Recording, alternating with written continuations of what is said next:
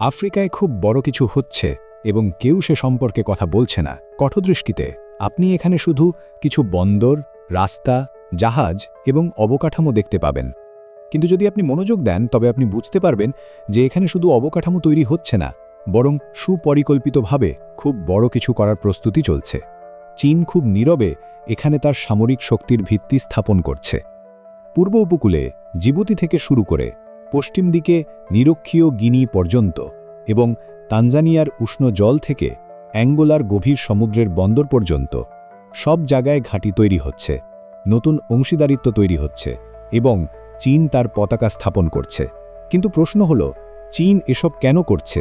এটা কি শুধু তার বাণিজ্য রক্ষার জন্য, নাকি এর পেছনে আরও বড় কোনো উদ্দেশ্য লুকিয়ে আছে? পরবর্তী কয়েক মিনিটের মধ্যে আমি আপনাকে ধাপে ধাপে বুঝিয়ে দেব যে চীন আফ্রিকায় যে চালগুলো খেলছে তার প্রভাব শুধু আফ্রিকার ওপর নয়, পুরো বিশ্বের ওপর পড়বে। চীনের এই কৌশল বিশ্বের বাণিজ্য রুট এবং সামরিক শক্তিকে সম্পূর্ণ বদলে দেবে। আজ আফ্রিকায় যা ঘটছে তা নির্ধারণ করবে যে আগামীকাল বিশ্বের সমুদ্র এবং অর্থনীতির নিয়ন্ত্রণ কার হাতে থাকবে। এসবের শুরু হয়েছিল জিবুতি থেকে, হর্ন অফ আফ্রিকার কাছে অবস্থিত একটি ছোট দেশ, যা মানচিত্রে খুঁজে বের করাও কঠিন। কিন্তু বিশ্ব ভূরাজনীতিতে এর গুরুত্ব অনেক বেশি। 2017 সালে চীন এখানে তার প্রথম সামরিক ঘাঁটি তৈরি করে। এই সামরিক ঘাঁটির পাশেই বাব আল মানদেব প্রণালী অবস্থিত। এটি বিশ্বের একটি অত্যন্ত গুরুত্বপূর্ণ কৌশলগত জলপথ বা চোক পয়েন্ট। প্রতিদিন এখান থেকে বিশ্বের 10% বাণিজ্য চলাচল করে, যার মধ্যে তেল, গ্যাস এবং শিল্পজাত পণ্য অন্তর্ভুক্ত। এই বাণিজ্য ভারত মহাসাগর থেকে এই প্রণালীর মাধ্যমে লোহিত সাগরে আসে এবং তারপর সুয়েজ খাল অতিক্রম করে ইউরোপে যায়। সুতরাং যার এই চোক পয়েন্টে নিয়ন্ত্রণ থাকবে সে বিশ্বের বাণিজ্য নিয়ন্ত্রণ করতে পারবে। চীনের জিবুতিতে কোনো ছোটখাটো ঘাঁটি নেই, এটি একটি বিশাল স্থাপনা। স্যাটেলাইট চিত্র থেকে জানা যায় যে এখানে বাংকার রয়েছে, ভূগর্ভস্থ সুবিধা রয়েছে, একটি গভীর জলের বন্দর আছে যেখানে বিমানবাহী রণতরী পর্যন্ত ভিড়তে পারে। এখানে আপনি চীনা সৈন্যদেরও দেখতে পাবেন, যার অর্থ এই ঘাঁটি সম্পূর্ণরূপে সচল। কিন্তু সবচেয়ে আকর্ষণীয় বিষয় হল, এই চীনা ঘাঁটি আমেরিকান, ফরাসি এবং জাপানি ঘাঁটিগুলোর একেবারে কাছে। মূলত চীন, আমেরিকা, ফ্রান্স এবং জাপানের সেনারা একই এলাকায় মাত্র কয়েক কিলোমিটারের দূরত্বে অবস্থান করছে এবং এই কারণেই জিবুতি একটি উচ্চ টেনশন অঞ্চলে পরিণত হয়েছে। এখানে এমন পরিস্থিতি বিরাজ করছে যেন একটি স্নায়ুযুদ্ধ চলছে এবং প্রতিটি দেশ নীরবে অন্য দেশকে পর্যবেক্ষণ করছে। কিন্তু জিবুতি কেবল শুরু। চীনের মনোযোগ এখন হাজার হাজার কিলোমিটার দূরে অবস্থিত নিরক্ষীয় গিনিতেও রয়েছে। এটি আটলান্টিক উপকূলে অবস্থিত একটি ছোট দেশ, যেখানে চীন তার সামরিক সম্প্রসারণ কৌশল বাস্তবায়ন করছে। যেমন জিবুতির কারণে চীন ভারত মহাসাগরে প্রভাব বিস্তার করেছে, তেমনি গিনির কারণে এটি আটলান্টিক মহাসাগরে প্রবেশাধিকার পেতে পারে। এবং এখানে চীনা সামরিক ঘাঁটির জন্য সেরা জায়গা হল বাটা। এটি একটি বন্ধ শহর, যা দেখতে একটি শিপিং হাবের মতো মনে হয়, কিন্তু অনেক শ্রেণীবদ্ধ তথ্য অনুযায়ী চীন এটিকে সামরিক ঘাঁটিতে রূপান্তরিত করার পরিকল্পনা করছে। কিন্তু এই বিষয়টি বাকি বিশ্বের জন্য এত গুরুত্বপূর্ণ কেন? আসলে এখনও পর্যন্ত চীনের নৌ উপস্থিতি শুধুমাত্র প্রশান্ত মহাসাগর এবং ভারত মহাসাগরে সীমাবদ্ধ ছিল, অর্থাৎ সেই অঞ্চলগুলো যা তার সীমান্তের কাছাকাছি। কিন্তু যদি চীন বাটাতে নৌঘাঁটি তৈরি করে, তবে সে আটলান্টিক মহাসাগরে সরাসরি প্রবেশাধিকার পাবে, সেই সমুদ্রে যা আজ পর্যন্ত আমেরিকা এবং তার মিত্রদের দুর্গ বলে মনে করা হতো। এভাবে চীন পশ্চিম গোলার্ধে প্রবেশের সুযোগ পাবে, যেখান থেকে তার নৌবাহিনী শুধু পশ্চিম আফ্রিকার ওপর নজর রাখতে পারবে না, বরং তারপর তার নাগাল দক্ষিণ আমেরিকা এবং এমনকি মার্কিন যুক্তরাষ্ট্রের উপকূল পর্যন্তও হবে। এবং এসব অনুমান বা তত্ত্ব নয়, ফাঁস হওয়া গোয়েন্দা প্রতিবেদন এবং আমেরিকান প্রতিরক্ষা মূল্যায়ন অনুযায়ী চীনা সেনাবাহিনী গিনির এই বন্দরটিকে তাদের যুদ্ধজাহাজগুলোতে জ্বালানি ভরা এবং অস্ত্র সরবরাহ করার জন্য ব্যবহার করতে পারে। এটি একটি বিশাল উন্নয়ন, কারণ এখনও পর্যন্ত চীনের নৌবাহিনীকে এশিয়ার বাইরে কাজ করার জন্য অনেক দূরের ঘাঁটিগুলোর উপর নির্ভর করতে হতো। কিন্তু যদি এই ঘাঁটি সক্রিয় হয়, তবে চীনা নৌবাহিনী এমন একটি অগ্রবর্তী অবস্থান পাবে যা এর আগে শুধুমাত্র আমেরিকার কাছেই ছিল। এবং এই কারণে আমেরিকা খুব চিন্তিত এবং এই পুরো পরিস্থিতিকে জাতীয় নিরাপত্তা হুমকি ঘোষণা করেছে। এবং এর কারণ হল, দ্বিতীয় বিশ্বযুদ্ধের পর থেকে যে অঞ্চলে শুধুমাত্র আমেরিকার শাসন ছিল, সেখানে এই প্রথম অন্য কোনো পরাশক্তি তার সামরিক ঘাঁটি তৈরি করবে। ভাবুন তো, কয়েক বছর আগেও চীনের নিজের অঞ্চলের বাইরে একটিও সামরিক ঘাঁটি ছিল না। আজ চীন বিশ্বজুড়ে তার সামরিক উপস্থিতি বাড়াচ্ছে এবং নিরক্ষীয় গিনি তার জন্য আটলান্টিক মহাসাগরে সবচেয়ে গুরুত্বপূর্ণ রণাঙ্গন হতে পারে।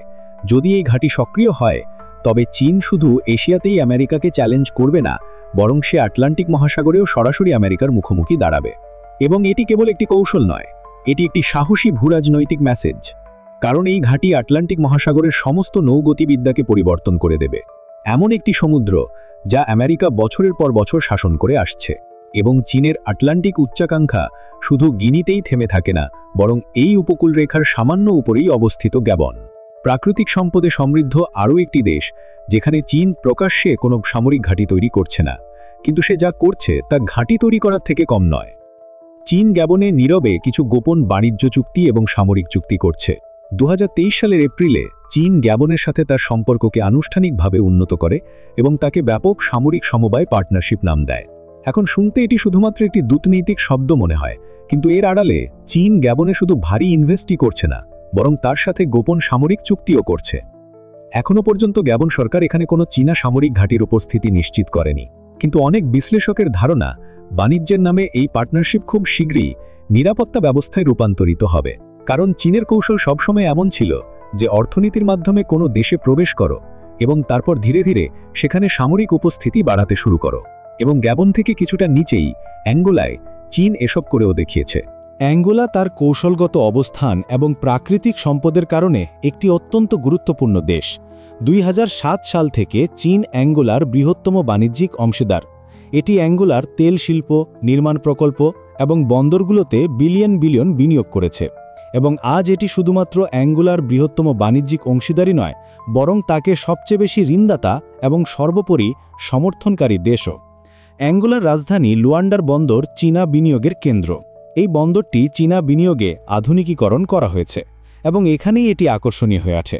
এই বন্দরের দ্বৈত ব্যবহারের নকশা রয়েছে, অর্থাৎ এটি শুধু বাণিজ্যিক জাহাজই নয়, সামরিক জাহাজও পরিচালনা করতে পারে। এখানে এমন বার্থ এবং লজিস্টিক সেটআপ রয়েছে যা সব ধরনের নৌ অভিযানকে সমর্থন করতে পারে। অর্থাৎ সাধারণ পরিস্থিতিতে এই বন্দরটি কেবল বাণিজ্য এবং কার্গো পরিচালনা করবে। কিন্তু যদি কখনো যুদ্ধ পরিস্থিতির সৃষ্টি হয়, তবে চীন এই বন্দরটিকে বিদেশি সামরিক সুবিধায় রূপান্তরিত করতে পারে এবং এখান থেকে তার যুদ্ধজাহাজ এবং এমনকি সাবমেরিনকেও সমর্থন দিতে পারে। সুতরাং গ্যাবন এবং অ্যাঙ্গোলায় হয়তো বর্তমানে চীনের কোনো সঠিক সামরিক ঘাঁটি নেই, তবে চীনের এখানে উপস্থিতি তাকে অনেক বিকল্প দেয় এবং ভূ রাজনীতিতে যার কাছে বেশি বিকল্প থাকে, ক্ষমতাও তার কাছেই থাকে। জিবুতি এবং গিনির মতো দেশগুলোতে তার উপস্থিতির মাধ্যমে চীন তার প্রভাবের একটি জাল বুনছে। এবং শুধু একটি ঘাঁটি বা বন্দরের কথা নয়, এটি একটি মহাদেশব্যাপী কৌশল, যার মাধ্যমে বেইজিং এমন অঞ্চলে ক্ষমতা এবং আধিপত্য লাভ করবে যেখানে একসময় পশ্চিমা শক্তিগুলো শাসন ছিল। কিন্তু চীন শুধু পশ্চিম আফ্রিকা বা দক্ষিণ আফ্রিকায় নতুন পরিকল্পনা করছে না, বরং এখন সে পরিকল্পনাগুলোকেও জোরদার করছে যা সে বহু বছর আগে শুরু করেছিল। এই দীর্ঘমেয়াদী কৌশলের সবচেয়ে বড় উদাহরণ হল তানজানিয়া, এমন একটি দেশ যেখানে চীন যুদ্ধের সময় থেকেই তার প্রভাব বাড়াতে ব্যস্ত। 1960 এবং 1970-এর দশকে যখন আফ্রিকান দেশগুলো স্বাধীনতা অর্জন করছিল, তখন চীন একটি সুযোগ দেখেছিল, এই দেশগুলোর সাথে বিশ্বাস গড়ে তোলার সুযোগ। সেই সময়ের সবচেয়ে বিখ্যাত প্রকল্প ছিল তানজানিয়া জাম্বিয়া রেলওয়ে, একটি বিশাল রেলওয়ে নেটওয়ার্ক যা চীনের সাহায্যে নির্মিত হয়েছিল, যার মাধ্যমে জাম্বিয়া তার পণ্য তানজানিয়ার মাধ্যমে বাকি বিশ্বে রপ্তানি করত। এটি শুধু সাহায্য ছিল না, বরং আফ্রিকায় নিজের প্রভাব বাড়ানোর চীনের প্রথম প্রচেষ্টা ছিল এবং আজও চীন একই কৌশল অনুসরণ করছে। সে তানজানিয়ার বন্দর, রাস্তা এবং জ্বালানি খাতে খুব বেশি বিনিয়োগ করেছে। কিন্তু এসবের মধ্যে সবচেয়ে গুরুত্বপূর্ণ এবং বিতর্কিত প্রকল্প ছিল বাগামোয়ো বন্দর প্রকল্প। এটি বাগামোয়োকে আফ্রিকার বৃহত্তম বন্দরে পরিণত করার পরিকল্পনা ছিল, যার সমস্ত নির্মাণ কাজ চীনা কোম্পানিগুলো করার কথা ছিল। এই বন্দরটি ভারত মহাসাগরের ঠিক পাশে দারুস সালামের উত্তরে তৈরি হওয়ার কথা ছিল এবং এতে এত ক্ষমতা থাকার কথা ছিল যে এটি সহজেই সামরিক সরঞ্জাম এবং এমনকি নৌ যুদ্ধ জাহাজও পরিচালনা করতে পারত। কিন্তু পরে তানজানিয়ান সরকার এই বলে প্রকল্পটি বন্ধ করে দেয় যে এতে কিছু এমন শর্ত রয়েছে যা তার সার্বভৌমত্বকে বিপদে ফেলতে পারে। কিন্তু তা সত্ত্বেও এই এলাকায় চীনের আগ্রহ কখনোই শেষ হয়নি। বাগামোয়ো ছাড়াও চীন তানজানিয়ার সাথে খুব শক্তিশালী সামরিক সহযোগিতা বজায় রেখেছে এবং উভয় দেশের নৌবাহিনী এখানে যৌথ মহড়া পরিচালনা করে। চীন তো এখানে নিজের টাকায় সামরিক একাডেমি এবং প্রশিক্ষণ কেন্দ্র তৈরি করেছে। তানজানিয়ায় এমন একটি বিশেষ জিনিস আছে যা চীন অন্য কোনো মধ্যপ্রাচ্য দেশ থেকে পেতে পারে না, এবং তা হল ভারত মহাসাগরের সাথে এত দীর্ঘ উপকূল রেখা। যদি চীন জিবুতি ছাড়াও পূর্ব আফ্রিকায় তার নৌপ্রস্তুতি বাড়াতে চায়, তবে তানজানিয়ার চেয়ে ভালো বিকল্প আর নেই। এর মাধ্যমে চীন শুধু পূর্ব আফ্রিকা নয়, বরং এডেন উপসাগর থেকে দক্ষিণ পূর্ব এশিয়া পর্যন্ত শিপিং রুটগুলোকেও পর্যবেক্ষণ করতে পারবে। এবং আরও একটি কথা মনে রাখবেন যে চীনের সামরিক কৌশল বড় বড় ঘোষণা বা হইচই করার মতো নয়, বরং সে খুব নিরিবিলে অবকাঠামো প্রকল্পের নামে চুক্তি করে এবং সেই দেশে তার উপস্থিতি বাড়িয়ে থাকে। এই কারণেই আজ হয়তো তানজানিয়ায় চীনের কোনো অফিসিয়াল সামরিক ঘাঁটি নেই, কিন্তু সে তানজানিয়া সরকারকে এতটাই নির্ভরশীল করেছে যে কাল যদি তার প্রয়োজন হয়, তবে তানজানিয়া সরকার তাকে অস্বীকার করতে পারবে না। নামিবিয়া এবং সামগ্রিক কৌশল। তো একদিকে চীন পূর্ব আফ্রিকায় তানজানিয়ার মতো দেশগুলোর সাথে সামরিক সহযোগিতা বাড়াচ্ছে, অন্যদিকে 2018 সালের পর থেকে তার নজর দক্ষিণ দিকে অবস্থিত নামিবিয়ার মতো দেশগুলোর দিকেও রয়েছে। আফ্রিকার দক্ষিণ পশ্চিম উপকূলে অবস্থিত এই দেশটি চীনকে এমন দুটি জিনিস সরবরাহ করে যা খুব কম আফ্রিকান দেশই পারে। একটি হলো দক্ষিণ আটলান্টিক মহাসাগরের প্রবেশাধিকার, এবং দ্বিতীয়টি হলো একটি স্থিতিশীল রাজনৈতিক পরিবেশ। এই দেশটির সবচেয়ে গুরুত্বপূর্ণ সম্পদ হলো ওয়েলফিশ বে বন্দর। গত প্রায় 20 বছরে চীন এই বন্দরে মিলিয়ন মিলিয়ন ডলার বিনিয়োগ করেছে। আসলে 2012 সালে এই বন্দরটি আপগ্রেড করার চুক্তি একটি চীনা কোম্পানিকে দেওয়া হয়েছিল, এবং এই চুক্তির মূল্য ছিল 260 মিলিয়ন। এখন আপাতদৃষ্টিতে এই বন্দরটি বাণিজ্যিক ব্যবহারের জন্য তৈরি, কিন্তু অনেক বিশ্লেষকের মতে এই বন্দরেরও দ্বৈত ডিজাইন রয়েছে, অর্থাৎ প্রয়োজনে এই বন্দরটি দ্রুত নৌঘাঁটিতে রূপান্তরিত হতে পারে, কারণ এখানে বড় বড় যুদ্ধ জাহাজের জন্য বার্থ এবং উন্নত মানের লজিস্টিক সেটআপ রয়েছে, যা সাধারণত নৌঘাঁটিগুলোতেই থাকে। সুতরাং যদি কালকে কোনো উত্তেজনা বাড়ে, তাহলে চীন এই ওয়েলফিশ বে বন্দরটিকে মার্কিন সামরিক ঘাঁটি হিসেবে ব্যবহার করে তার নৌবাহিনীকে এখানে স্থাপন করতে পারে, এবং এখানেই এটি সত্যিই আকর্ষণীয় হয়ে ওঠে। আবারও, যদি চীন এই ওয়েলফিশ বে এবং অ্যাঙ্গোলাতে অবস্থিত লুয়ান্ডা এই দুই দ্বৈত ব্যবহারের বন্দরকে নৌপ্রবেশাধিকার কেন্দ্র হিসেবে অ্যাক্টিভ করে, তাহলে সে অর্ধেক আফ্রিকার উপকূল রেখার নিয়ন্ত্রণ অর্জন করবে। এটি ঘাঁটির একটু শৃঙ্খলে পরিণত হবে, যা উত্তর পূর্বে জিবুতি থেকে শুরু হয়ে তানজানিয়া পেরিয়ে দক্ষিণ আটলান্টিক মহাসাগর পর্যন্ত যাবে, এবং এইভাবে চীন প্রায় পুরো আফ্রিকান মহাদেশকে শুধু বাণিজ্য নয়, বরং সামরিক দিক থেকেও ঘিরে ফেলার অবস্থানে চলে যাবে। এরপর চীন ল্যাটিন আমেরিকা, দক্ষিণ ইউরোপ এবং গিনি উপসাগর থেকে আসা শিপিং ট্রাফিককে শুধুমাত্র পর্যবেক্ষণই নয়, প্রয়োজনে এখানে হস্তক্ষেপও করতে পারবে, এবং তা তার এশিয়াতে অবস্থিত ঘাঁটিগুলোর উপর নির্ভর করে না। সুতরাং চীন আফ্রিকায় দাবা খেলার একটি বোর্ড বিছিয়ে দিচ্ছে, এবং তাতে ওয়েলফিশ বে এবং লুয়ান্ডার মতো বন্দরগুলো সেই গুটি যা খুব শীঘ্রই উজির বা মন্ত্রী হতে চলেছে। চীনের কৌশলগত উদ্দেশ্য: সুরক্ষা, ক্ষমতা এবং প্রতিযোগিতা। তো এতক্ষণে আপনি দেখেছেন কিভাবে চীন জিবুতি থেকে অ্যাঙ্গোলা পর্যন্ত আফ্রিকায় তার শিকড় মজবুত করছে, কিন্তু এসবের পেছনের আসল উদ্দেশ্য কি? চীন কেন তার সীমান্ত থেকে এত দূরে সামরিক ঘাঁটি তৈরি করছে, বন্দরগুলোতে বিনিয়োগ করছে কেন, এবং সামরিক চুক্তি কেন করছে? এর 3টি কারণ আছে। 1. সুরক্ষা। চীনের প্রথম উদ্দেশ্য হলো সুরক্ষা। আসলে চীন তার বেল্ট অ্যান্ড রোড ইনিশিয়েটিভের মাধ্যমে আফ্রিকায় বিলিয়ন বিলিয়ন ডলার বিনিয়োগ করেছে, এবং বেশিরভাগই রাস্তা, বন্দর, রেলপথ, বিদ্যুৎ কেন্দ্র, খনিজ এবং টেলিকম ক্ষেত্রে। কিন্তু এখন সমস্যা হলো আফ্রিকা একটি অত্যন্ত রাজনৈতিক অস্থির কন্টিনেন্ট। এখানে অস্থির গভর্নমেন্ট রয়েছে, দুর্নীতি, গৃহযুদ্ধ, এমনকি সন্ত্রাসবাদের সংখ্যাও থাকে। এই কারণে চীন এখানে তার বিনিয়োগ সুরক্ষিত রাখতে চায়, এবং স্বাভাবিকভাবে এর জন্য সে এশিয়াতে অবস্থিত তার ঘাঁটিগুলোর উপর নির্ভর করতে পারে না। তার এই মহাদেশেই ঘাঁটি প্রয়োজন, যেখানে থেকে সে যে কোনো ধরনের হুমকির মুখে দ্রুত তার সামরিক শক্তি ব্যবহার করতে পারে। 2. ক্ষমতা প্রদর্শন। দ্বিতীয় কারণ হলো ক্ষমতা প্রদর্শন। চীন শুধু ধনী হতে চায় না, বরং সে চায় যে সবাই তাকে ভয়ও পাক এবং তাকে সম্মানও করে। ঠিক যেমন আমেরিকান নৌবাহিনী বছরের পর বছর বিশ্বের সমুদ্র শাসন করে আসছে। জাপান থেকে ইতালি পর্যন্ত বিশ্বের সমুদ্রগুলোতে আমেরিকারই নিয়ন্ত্রণ ছিল। এখন চীনও এমন কিছু করতে চায়। আফ্রিকার পূর্ব এবং পশ্চিম উপকূল রেখায় ঘাঁটি তৈরি করে সে দুটি সবচেয়ে গুরুত্বপূর্ণ এবং বড় সমুদ্র, ভারত এবং আটলান্টিক মহাসাগরকে নিয়ন্ত্রণ করতে চায়। এই ঘাঁটিগুলো থাকার কারণে চীনের নৌবাহিনী এবং সাবমেরিনগুলো এখানে টহল দিতে পারবে, এবং যখনই প্রয়োজন হবে তারা সহজেই পারস্য উপসাগর থেকে দক্ষিণ আমেরিকান উপকূল পর্যন্ত তাদের শক্তি প্রদর্শন করতে পারবে। কারণ এখন শুধু রাজনৈতিক আধিপত্যের কথা নয়, বরং বৈশ্বিক নাগালের কথা বলা হচ্ছে। চীনের আফ্রিকায় ঘাঁটি তৈরির পেছনে তৃতীয় এবং শেষ কারণ হলো প্রতিযোগিতা।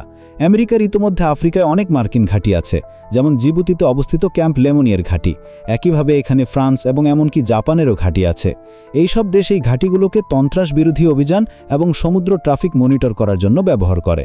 তো চীন মনে করে যে আমি কেন কারো পিছিয়ে থাকব, আফ্রিকার উপর শুধু পশ্চিমারি নিয়ন্ত্রণ কেন থাকবে। একইভাবে চীন এই ঘাঁটিগুলো তৈরি করে বিশ্বকে একটা বার্তা দিচ্ছে যে এখন আমরা অন্যদের তৈরি করার নিয়ম মেনে চলব না। চীন এখন বিশ্ব টেবিলে শুধু একটি আসন চায় না, বরং সে এখন নিজের টেবিলই আলাদাভাবে তৈরি করতে চায়। সুতরাং আমরা যা দেখছি এটি শুধু আফ্রিকার গল্প নয়, বিশ্বের শক্তির মানচিত্র নতুনভাবে সংজ্ঞায়িত হতে চলেছে। শতাব্দী ধরে ইউরোপ এবং আমেরিকা আফ্রিকার ওপর তাদের পূর্ণ নিয়ন্ত্রণ রেখেছে, কিন্তু চীন এখন ধীরে ধীরে এই মানচিত্র পরিবর্তন করছে, এবং তাও কোনো গুলি বা মিসাইল চালিয়ে না। প্রতিটি নতুন বন্দর এবং প্রতিটি নতুন চুক্তির সাথে চীন একটি নতুন বিশ্ব ব্যবস্থার ভিত্তি স্থাপন করছে, এমন একটি ব্যবস্থা যেখানে ক্ষমতা শুধু ওয়াশিংটন বা ব্রাসেলসে নয়, বরং বেইজিংয়েও থাকবে। আফ্রিকা এখন শুধু সম্পদের কেন্দ্র নয়, বরং এখন এটি বিশ্বের পরাশক্তিগুলোর যুদ্ধক্ষেত্র হতে চলেছে। আমি কিছুদিন আগে আরও একটি বিশ্বশক্তি রাশিয়ার উপর একটি ভিডিও তৈরি করেছিলাম, যে কেন সমস্ত পশ্চিমের ভবিষ্যৎবাণী তার সম্পর্কে ভুল প্রমাণিত হয়েছিল। আপনি সেই ভিডিওটিও দেখবেন। বাকি পরের ভিডিওতে আরও একটি আকর্ষণীয় বিষয় নিয়ে আপনার সাথে দেখা হবে। নিজের খেয়াল রাখবেন।